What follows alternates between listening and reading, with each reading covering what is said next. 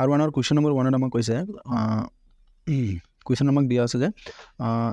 বৰ্গমূলৰ দ্বাৰা ৰুটটোৰ অনুমানিক মান 2.1 স্থান লৈ লোৱা ওকে আমাক ৰুটটোৰ অনুমানিক মান ল'ব লাগে 2.1 স্থান লৈ বৰ্গমূল ইউজ কৰি ওকে তো আমাৰ 2 আছে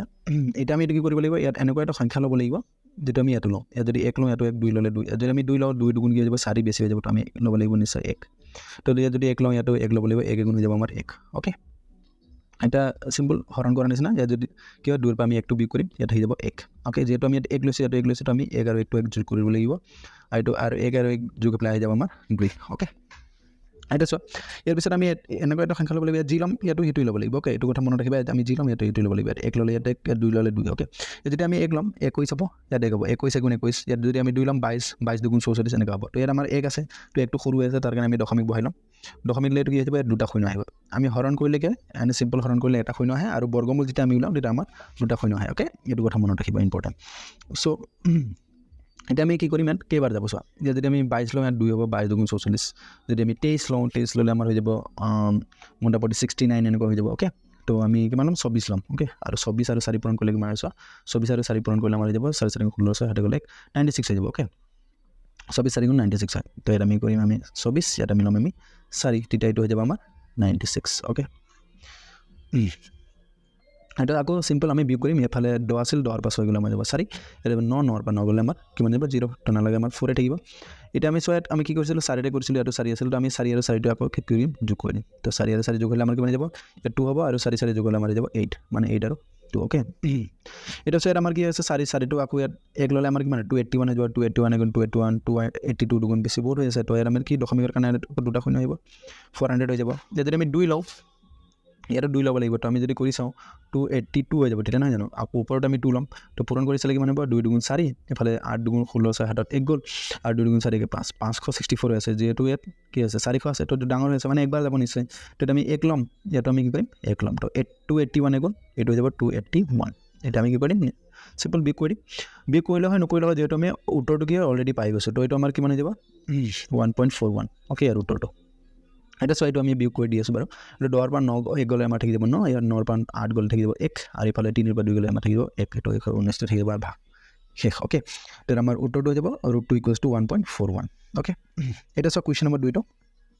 কুৱেশ্যন নম্বৰ 2 আমাক কি দিছে দুটা অপৰিমেয় সংখ্যা লিখা যাৰ যোগফল পৰিমেয় আৰু পূৰণফল পৰিমেয় ওকে 1 নম্বৰটো আমাৰ 2 নম্বৰটো এটা কৰি দুটা অপৰিমেয় সংখ্যা লিখিব দিছে যাৰ যোগফল আৰু পূৰণফল আমাৰ কি হয় পৰিমেয় হয় তো এটা হৈ গ'ল আমাৰ কুৱেশ্যন নম্বৰ 2 কুৱেশ্যন নম্বৰ 2 উত্তৰ বহুত হ'ব পাৰে তো এটা আমি এনেকুৱা দুটা সংখ্যা লিখিম এটা লিখিম আমি 2 + এটা √3 লিখিব পাৰোঁ আৰু এটা লিখিব পাৰোঁ 2 - √3 ওকে তোমালোকে যি হ'লেও ল'ব পাৰা যিকোনো দুটা সংখ্যা লৈ ল'বা এবাৰ প্লাছত লিখিবা এবাৰ মাইনাছত লিখিবা হৈ যাব ইয়াত যদি লোৱা তোমালোকে 3 + √5 আৰু ইয়াত 3 - √5 2 হ'ব ওকে এতিয়া আমি এইটো কৰি চাম যোগ আৰু বিয়োগ কৰি চাম পূৰণ কৰি চাম ওকে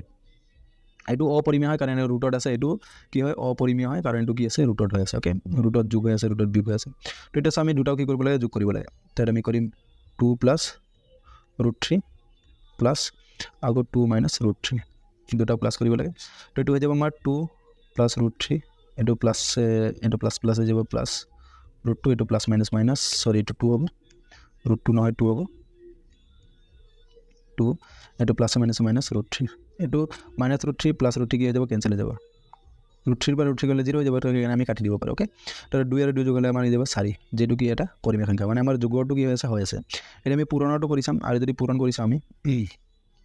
2 + √3 আৰু এইফালে যাব আমাৰ 2 - √3 তো এইটো কি হৈ গ'ল a + b আৰু a - b হোল স্কয়াৰ সূত্ৰটো মানে ক্লাছ 8ত পঢ়ি আছে চাগে a + b ইনটু কি হয় a - b মানে কি হয় a² - b² নহয় জানো পঢ়ি আছে তোমালোকে তো এইটো হৈ যাব আমাৰ a² মানে এইটো হৈ যাব 2² -b² মানে হৈ গ'ল আমাৰ √3 আছে তো এইটো হৈ যাব আমাৰ √3² তো এইটো হৈ যাব আমাৰ 2 দুগুণ 4 আৰু তোমালোকে এটা কথা মনত ৰাখিবা যেতিয়া কি হয় আমাৰ ৰুট থাকে আৰু স্কয়াৰ থাকে আৰু ৰুট আৰু স্কয়াৰটো কি হয় কেঞ্চেল হৈ যায় এই স্কয়াৰে ৰুটটো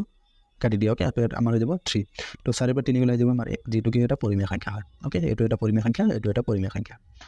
সংখ্যা মানে যেটো আমি p/q আকাৰত প্ৰকাশ কৰিব পাৰোঁ মানে ইয়াত যে তলত কি আছে 1 আছে মানে এইটো পৰিমেয় ভগ্নাংশৰ p/q আছে ইয়াৰ একৰ তলটো 1 আছে এইটো p/q আছে তো এইটো কি আমাৰ পৰিমেয়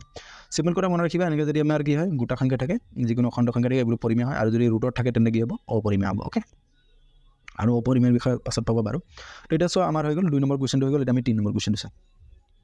3 নম্বৰটো কুৱেশ্যনটো কৈছে আমাক সংখ্যা ৰেখাৰ সহায়ত -5 আৰু 5ৰ মধ্যৱৰ্তী অখণ্ড সংখ্যাবোৰ লিখা অ'কে 5 আৰু -5 আমাৰ কি লিখিব দিছে মাজত থকা অখণ্ড সংখ্যাবোৰ লিখিব দিছে অ'কে কুৱেশ্যন নম্বৰ 3 অ'কে আমি এটা কি বনাই ল'ব লাগিব সংখ্যা ৰেখা তোমালোকে স্কেল লগত ভালকৈ বনাই ল'বা ইয়াৰ মাজত থাকিব আমাৰ 0 ইয়াত থাকিব 1 2 3 4 5 এইফালে থাকিব 1 2 3 4 5 অ'কে এইটো -1 -2 -3 -4 -5 অ'কে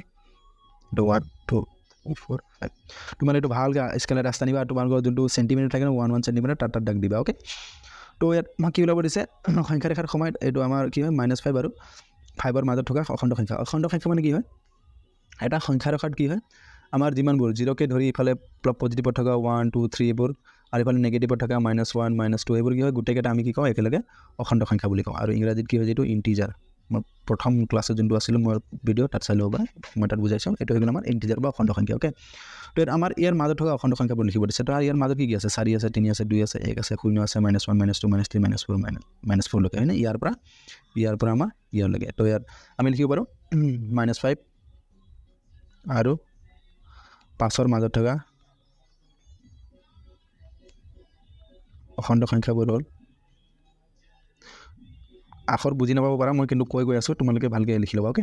অখণ্ড সংখ্যাবোৰ হ'ল এইটো আঁকিবা যিহেতু সংখ্যা ৰেখা আমাক দেখাব গৈছে তো কি যাব -4 -3 -2 -1 0 1 2 3 4 আৰু 5 অ'কে এইটো হৈ যাব আমাৰ উত্তৰ অ'কে এইটো বাৰু আঁকিব নালাগে এই আঁচটো আঁকিব নালাগে মই জাষ্ট বুজাবৰ কাৰণে দেখাই আছিলোঁ ঠিক আছে তো এইটো হৈ যাব আমাৰ উত্তৰ অ'কে ইয়াৰ পাছত চাওঁ আমি কুৱেশ্যন নম্বৰ ইয়াৰ নেক্সটটো ইয়াৰ পাছত চাওঁ কুৱেশ্যন নম্বৰ 4টো কুৱেশ্যন নম্বৰ 4ত আমাক কি কৈছে সূচক বিধি a⁻m হৰণ a⁻n equals to a⁻m - n m equals to n লৈ প্ৰমাণ কৰা যে a⁻0 ইকুৱেলছ টু 1 অ'কে এইটো ভেৰি ইম্পৰ্টেণ্ট কুৱেশ্যন হয় তো এইটো এইটো আমি কেনেকৈ কৰিম অ'কে আমাক দিয়া আছে এইটো অ'কে আৰু আমাক ল'ব দিছে m to n equal to ল'ব গ'লে a⁻0 ইকুৱেলছ টু 1 বুলি আমি প্ৰমাণ কৰিব লাগে অ'কে তো সেইটো আমি কেনেকৈ কৰি যাম এইটো এইটো আমি প্ৰথমত লিখি ল'ম a⁻m হৰণ a⁻n ইকুৱেলছ টু a⁻ কি হয় m - n তো আমি কি লিখিব পাৰোঁ এইটো ইয়াত আমি a⁻m ঠাইত আমি কি লিখিব পাৰোঁ n লিখিব পাৰোঁ হৰণ আকৌ কি দি যাব a⁻n ঠাইত আমি n লিখিম তো তেতিয়া আমাৰ এইটো কি হৈ যাব a⁻n মাইনাছ কি হৈ যাব n হৈ যাব যিহেতু কি আমাক এইটো দিয়া আছে যিহেতু কি দিয়া আছে m ইকুৱেলছ টু n দিয়া আছে অ'কে এইটো আমাক প্ৰশ্নতে কৈ দিছে m ইকুৱেলছ টু n তো আমি কি কৰিব পাৰোঁ জাষ্ট আমি কি কৰিছোঁ m ঠাইত n বহাই দিছোঁ ইয়াত m আছিল আমাৰ তো mটো আমি যিহেতু n লিখিব পাৰোঁ তো m ঠাইত n বহাই দিলোঁ আৰু এইটো মানে আমি কি লিখিব পাৰোঁ হৰণ হৈ থাকিলে কি হৈ যায় যিহেতু ইয়াৰ বেছকেইটা একে আছে চ' ইয়াতো a আছে ইয়াতো a আছে তো বেছকেইটা একে থাকিলে আমি কি মই কৈছিলোঁ আগতে বুজাইছিলোঁ তোমালোকে আগৰ ক্লাছত চালে গম পাই যাবা যদি বুজি পোৱা নাই বেছকেইটা একে থাকিলে আমি পাৱাৰকেইটা বিয়োগ কৰিব লাগে হৰণ হ'লে আৰু পূৰণ হ'লে যোগ কৰিব লাগে যিহেতু ইয়াত হৰণ হৈ আছে তো আমি n - n যিহেতু আমি m ঠাইত n বহাই দিলোঁ ইয়াত m ঠাইত কি হৈ যাব n হৈ যাব তো এইটো আমাৰ হৈ গ'ল তো এইটো মানে আমি কি লিখিব পাৰোঁ এইটো a⁻n - n nৰ পৰা n গ'লে কিমান হৈ যাব 0 হৈ যাব নহয় জানো আৰু ইফালে চোৱা এইটো হৰণ মানে আমি কেনেকৈ লিখিব পাৰোঁ এনেকৈ লিখিব পাৰোঁ a⁻n আৰু a⁻n এইটো আৰু এইটো একেটো কথা এই হৰণ চিনটো আমি কেনেকৈ এনেকৈ লিখিব পাৰোঁ তো a⁻n আৰু a⁻n আমি একবাৰ কাটি দিব পাৰোঁ নহয় জানো তো কি হৈ গ'ল এতিয়া a ইকুৱেলছ টু a⁻0 নহয় জানো এইটো nৰ পৰা n গ'লে 0 হৈ গ'ল তো এতিয়াকে আমি কি ক'ব পাৰোঁ a⁻0 ইকুৱেলছ টু কি হৈ যাব 1 হৈ যাব অ'কে এইটো হৈ গ'ল আমাৰ উত্তৰ এইটো হৈ গ'ল আমাৰ কুৱেশ্যন নম্বৰ 4ৰ উত্তৰ অ'কে এইটো চোৱা কুৱেশ্যন নম্বৰ 5টো চ' কুৱেশ্যন নম্বৰ 5ত কি কৈছে সূচক বিধি a⁻m হৰণ a⁻n equals to a⁻m - n m equals to 0 লৈ প্ৰমাণ কৰা যে a⁻n ইকুৱেলছ টু 1 বাই কি হ'ব a⁻n এইটো আমি প্ৰমাণ কৰিব লাগে তো প্ৰথমতে আমাক যি দিয়া আছে তুমি লিখি ল'ম আমাক দিয়া আছে a⁻m হৰণ a⁻n equals to a⁻m - n okay ইয়াত আমাক কি ল'ব দিছে m ইকুৱেলছ টু আমাক ল'ব দিছে 0 আৰু প্ৰমাণ কৰিব লাগে কি a⁻m - n equals to a⁻n okay এতিয়া চোৱা আমি কি লিখিম ইয়াত চোৱা আমাক m ঠাইত কি পাতিব দিছে 0 পাতিব দিছে আমি 0 পাতিম এতিয়া চোৱা ইয়াত আমাৰ a⁻m ঠাইত আমি পাতিম 0 হৰণ আৰু ইয়াত আমাৰ a⁻n হৈ গ'ল ইকুৱেলছ টু আৰু এইফালে আমাৰ কি গ'ল আমাৰ কি থাকিম m ঠাইত আমি পাতিম 0 - n অ'কে এইটো কি হৈ যাব এইটো আমি কেনেকৈ লিখিব পাৰোঁ এইটো যিহেতু হৰণ হৈ আছে আমি এনেকৈ লিখিব পাৰোঁ a⁻0 আৰু a⁻n এইটো আৰু এইটো একে কথা নহয় জানো হৰণ এইটো এতিয়া চোৱা এইটো পৰা 0 পৰা n যেতিয়াৰ পৰা 0 পৰা n গ'লে কিমান হৈ যাব যদি 0 পৰা আমি 1 বিয়োগ কৰি কিমান হ'ব -1 হ'ব যদি আমি 0 পৰা 2 বিয়োগ কৰি কিমান হ'ব -2 হ'ব তো ঠিক একেদৰে এইটো 0 পৰা যেতিয়া n যাব তেতিয়া থাকিব আমাৰ -n থাকি যাব ওকে আৰু চোৱা আমি পাইছিলোঁ কি হয় a টু দি পাৱাৰ 0 এতিয়া ইয়াত অলপ আগতে কৰিছোঁ আমি যিকোনো এটা সংখ্যাৰ ওপৰত যদি 0 পাৱাৰ থাকে তেতিয়া আমাৰ কি যাব 1 হৈ যায় তো এইটো হৈ গ'ল আমাৰ a to the power n 1/a to the power n তো ইফালে হৈ গ'ল আমাৰ a to the power -n তো এইটোৱে প্ৰমাণ কৰিব লাগিছিল নহয় জানো এইটো উল্টাকৈ আছে আৰু এইটো চোৱা a to the power -n equals to 1/a to the power n তো এইটোৱে পালোঁ আমি তাক আমি এনেকৈ মিলাই পেলাই লিখি দিব পাৰোঁ যেনেকৈ আমাৰ কুৱেশ্যনত দি আছে এইটো আমি আগত লিখি দিম a to the power -n equals to হৈ যাব a to the power n 1/a to the power n এইটো হৈ গ'ল আমাৰ ফাইনেল উত্তৰ